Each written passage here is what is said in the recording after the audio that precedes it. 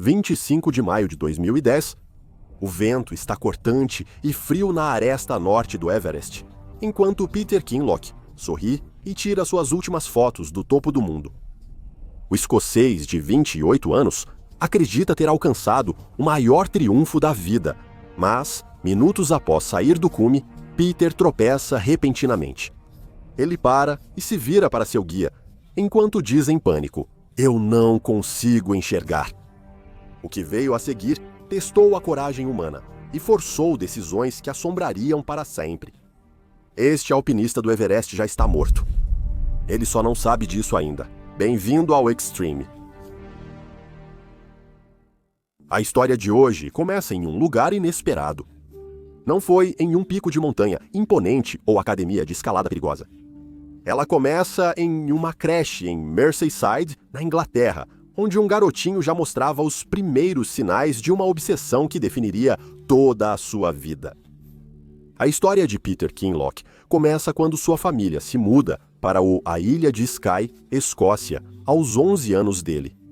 O pai dele era um ex-superintendente de polícia que tinha essa ideia de que seus filhos deveriam experimentar a natureza em sua forma mais pura. Enquanto muitos pais ensinavam os filhos a andar de bicicleta, o pai de Peter o levava ao topo das montanhas. Enquanto a maioria das crianças estava grudada em consoles de videogame, ele estava lá, conquistando os Munros, com sua família aprendendo a se mover com segurança por terrenos acidentados e aproveitando a paisagem do interior da Escócia. Para quem não conhece, os Munros são montanhas escocesas que ultrapassam 900 metros de altura. Esses não são pequenos morros. Essas montanhas desafiam até caminhantes adultos experientes.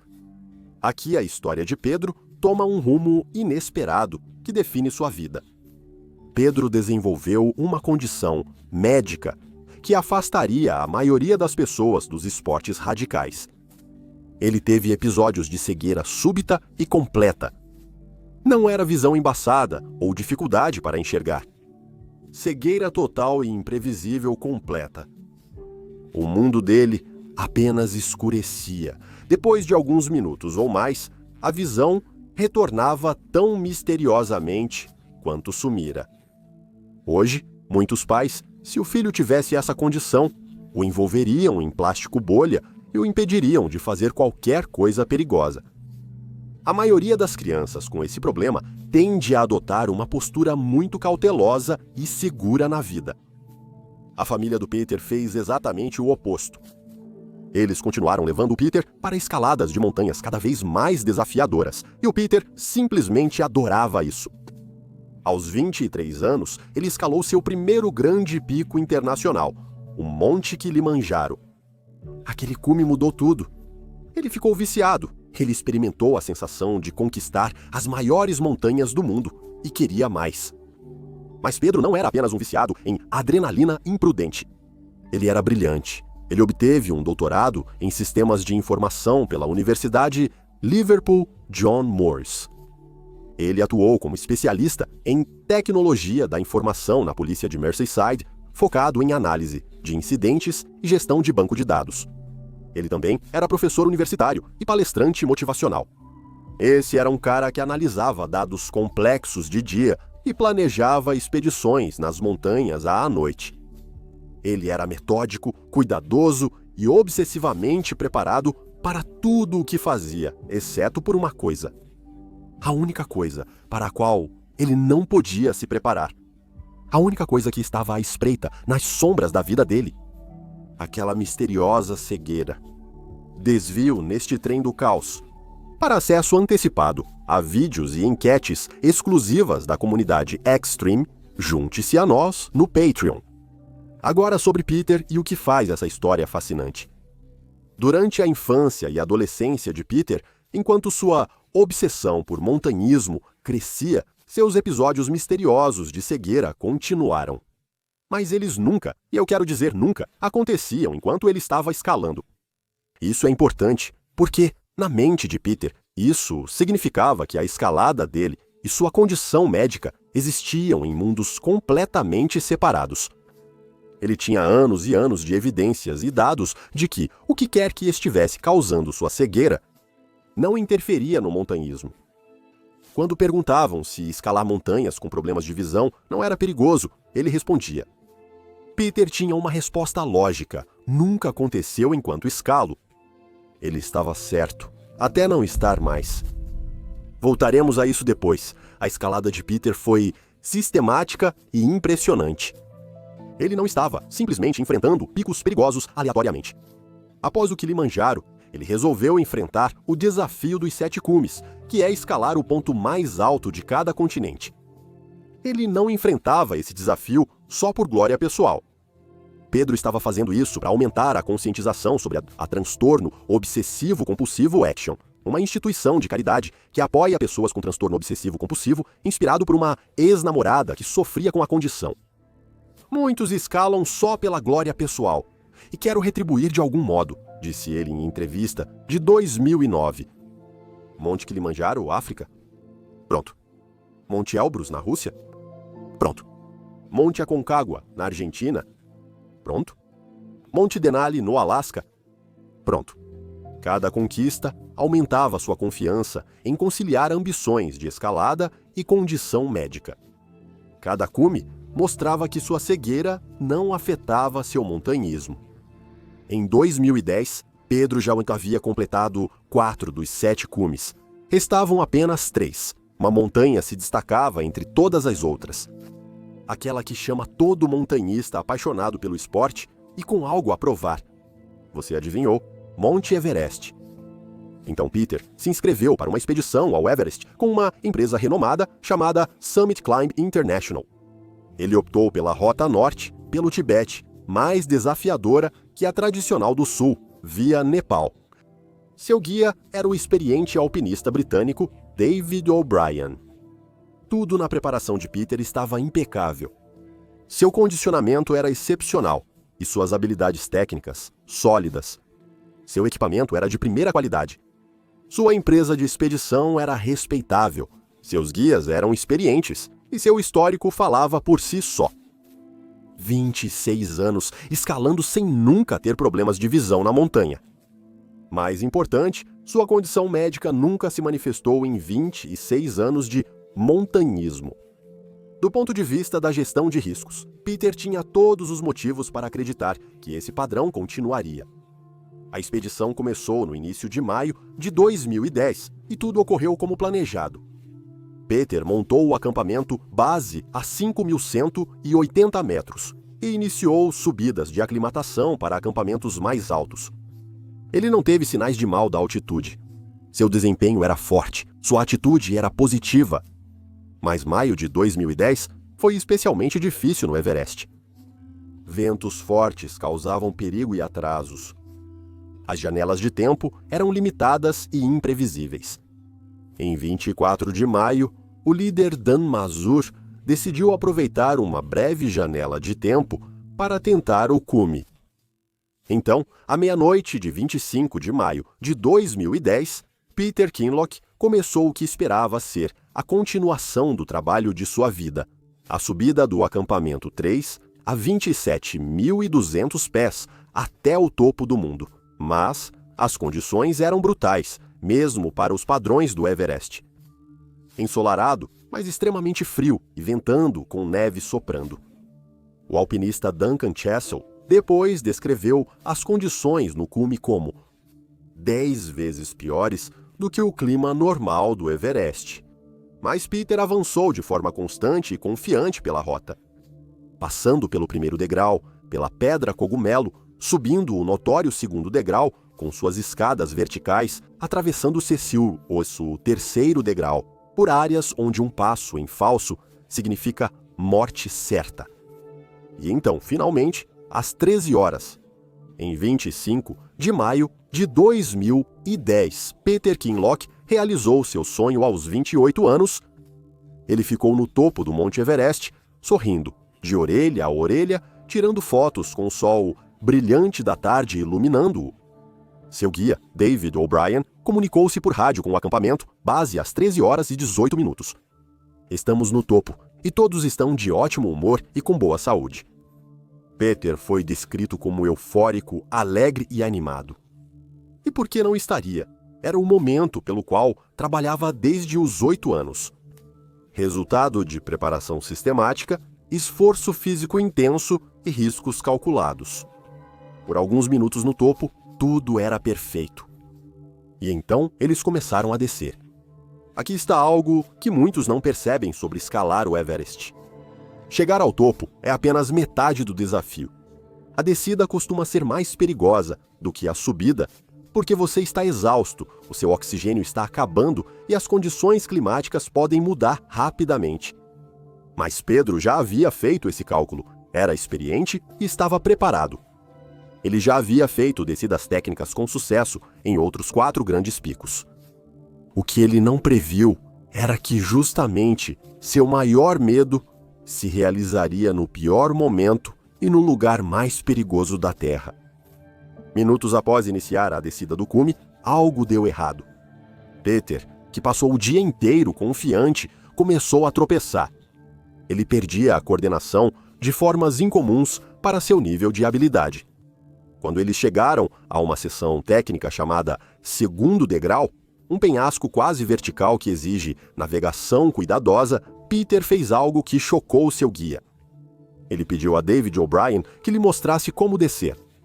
Espere um minuto. Era um alpinista experiente, que passou a vida enfrentando montanhas difíceis. Já havia descido vários penhascos e subido exatamente essa seção horas antes, sendo tecnicamente competente.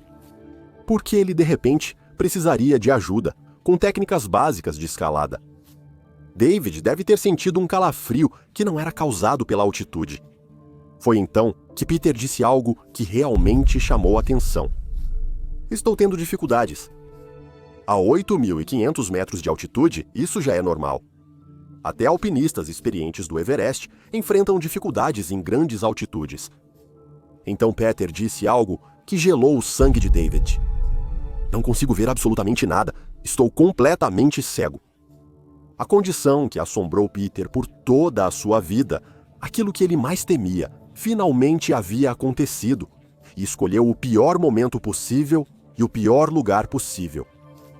Eles estavam a 8.600 metros na chamada Zona da Morte, onde cada minuto ali literalmente te mata. Eles estavam em cristas estreitas com quedas de 3.000 metros dos dois lados. O tempo estava piorando e agora Peter estava totalmente cego. Mas é isso que torna essa história tão de partir o coração. Quando Peter percebeu o que ocorria, não entrou em pânico. Ele não estava apavorado, porque na cabeça dele, isso era só mais um episódio. Isso já aconteceu comigo antes, disse a equipe, mas nunca em alta altitude. Peter aguardava que sua visão retornasse como de costume.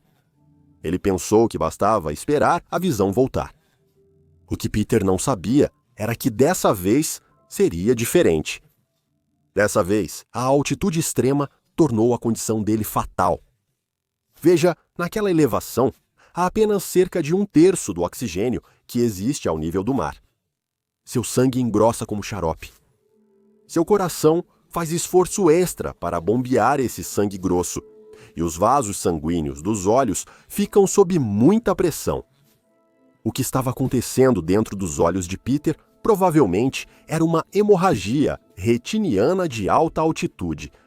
Basicamente, as condições extremas estavam fazendo com que os vasos sanguíneos nas retinas dele estourassem e sangrassem. O sangramento era tão intenso que bloqueava totalmente sua visão. Agora, em circunstâncias normais, digamos ao nível do mar, os episódios anteriores de cegueira de Peter provavelmente tinham sido causados por problemas temporários de fluxo sanguíneo ou problemas vasculares menores que se resolveram sozinhos. Seu corpo compensava e os vasos sanguíneos se recuperavam. A visão dele retornava, mas a 8.500 metros, o corpo de Peter já operava no limite da sobrevivência. Todos os sistemas estavam sob extremo estresse. Quando os vasos sanguíneos dos olhos dele começaram a sangrar, o corpo de Peter não tinha recursos para estancar ou iniciar a cura. Enquanto Peter aguardava calmamente que sua visão retornasse como antes, o sangramento em seus olhos piorava. Cada minuto naquela altitude causava mais danos. Mais hemorragia, mais perda permanente da visão. Ele esperava por algo que nunca aconteceria. O que se seguiu foram 12 horas do resgate mais heróico e desesperado que você pode imaginar. David O'Brien e um Sherpa chamado Zhang Bu imediatamente começaram a tentar descer Peter pela montanha. Como guiar alguém totalmente cego em terreno quase vertical a 8.500 metros de altitude? O maior problema deles foi no segundo degrau. Se você não sabe, é uma parede de pedra de 12 metros de altura, a 8.700 metros de altitude na montanha, com degraus de metal e fixados. Para Peter descer o obstáculo, precisaram mover seus pés manualmente.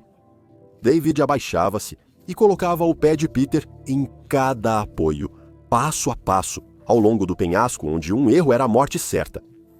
Consegue imaginar?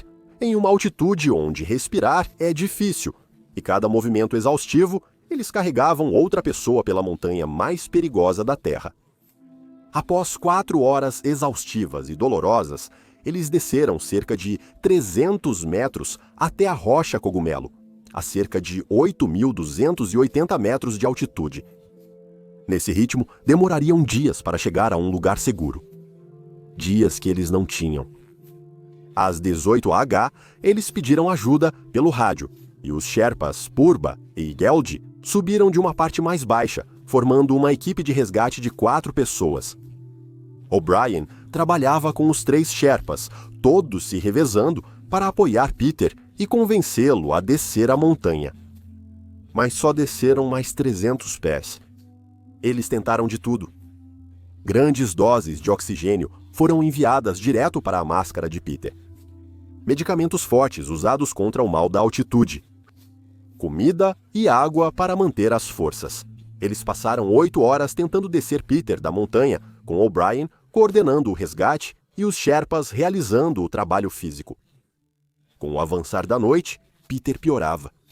A altitude agora estava afetando o cérebro de Peter, o que os alpinistas chamam de edema cerebral de alta altitude, quando o seu cérebro literalmente começa a inchar. Ele ficou descooperativo e agressivo. Ele começou a descartar suas garrafas de oxigênio e água, não conseguia mais andar e simplesmente desabou na neve, recusando-se a se levantar. Peter estava desistindo, porque percebeu que ia morrer ou o inchaço em seu cérebro estava literalmente roubando sua capacidade de pensar claramente? Ou talvez ambos. Nunca saberemos.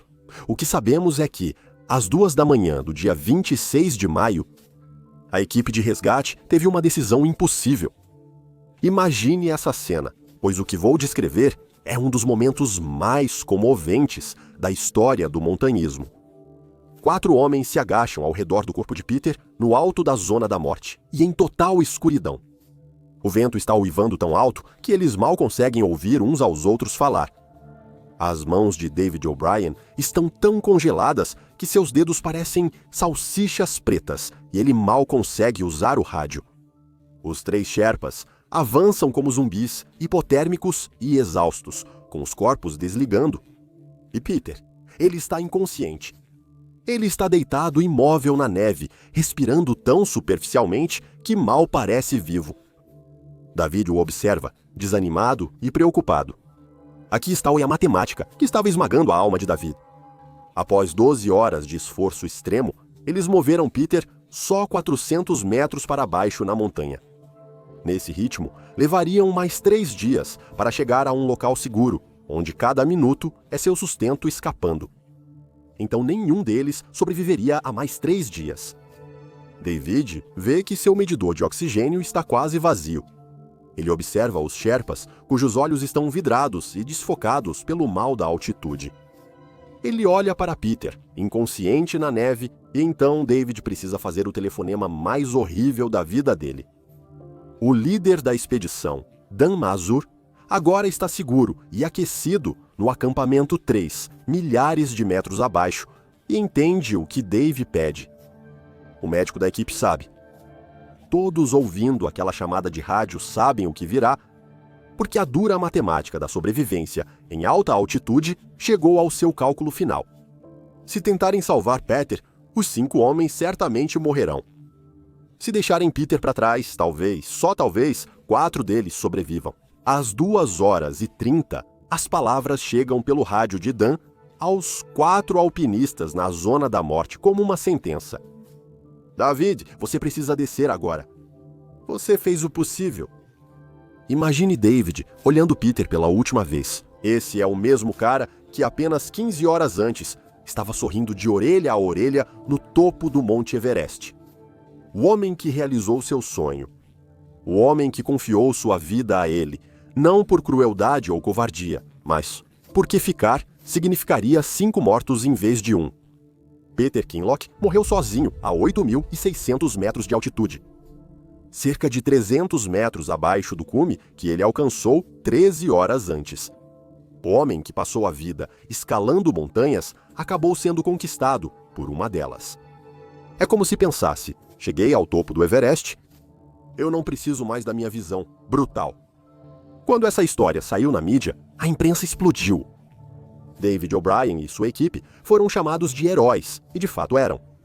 Esses homens passaram 12 horas a 8.500 metros tentando salvar Peter, enquanto seus corpos colapsavam. Mas outras pessoas os chamaram de assassinos. A mídia britânica foi implacável com David O'Brien. Acredite ou não, alguns achavam que ele devia ter ficado e morrido com Peter, em vez de abandoná-lo. O que isso te diz sobre como eles viam a vida de David e dos Sherpas? Em 2011, o corpo de Peter foi descoberto por Rod Hogg, um funcionário da British Broadcasting Corporation que estava escalando o Everest ele mesmo.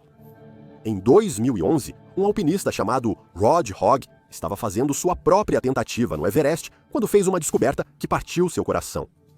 Ele encontrou o corpo de Peter. Depois de um ano inteiro na montanha, Peter ainda estava lá, preso à encosta, exatamente na mesma posição em que David e os Sherpas o haviam deixado.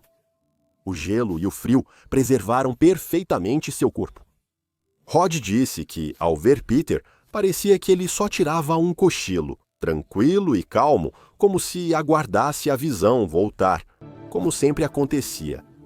Peter Kinloch permanece no Monte Everest. O corpo dele deve permanecer lá para sempre, pois resgatar alguém nessa altitude é considerado perigoso demais. Então, ele realizou o sonho de chegar ao topo, mas pagou por isso com tudo. A história de Peter Kinloch não é realmente sobre montanhismo. É sobre o impulso humano fundamental de ir além dos nossos limites, mesmo quando sabemos que existem riscos envolvidos. Peter poderia ter vivido uma vida segura e confortável. Ele tinha um doutorado, um bom emprego e uma família amorosa. Ele poderia ter escolhido montanhas mais fáceis ou desistido, mas esse não era seu perfil. Ele era alguém que pendurou uma foto do Kilimanjaro na parede do quarto aos 8 anos de idade e nunca parou de sonhar em estar no topo do mundo. Ele morreu tendo vivido seu sonho, em vez de morrer antes de ter a chance. A coragem que Peter demonstrou ao longo de sua vida, perseguindo objetivos extraordinários mesmo sabendo dos riscos, é algo que me impressiona. O heroísmo de David O'Brien e daqueles 3 Sherpas que arriscaram tudo por 12 horas tentando salvar alguém que mal conheciam, me lembra as coisas incríveis que os humanos podem fazer quando alguém precisa de ajuda. Obrigado por assistir e até a próxima. Viva com ousadia e coragem.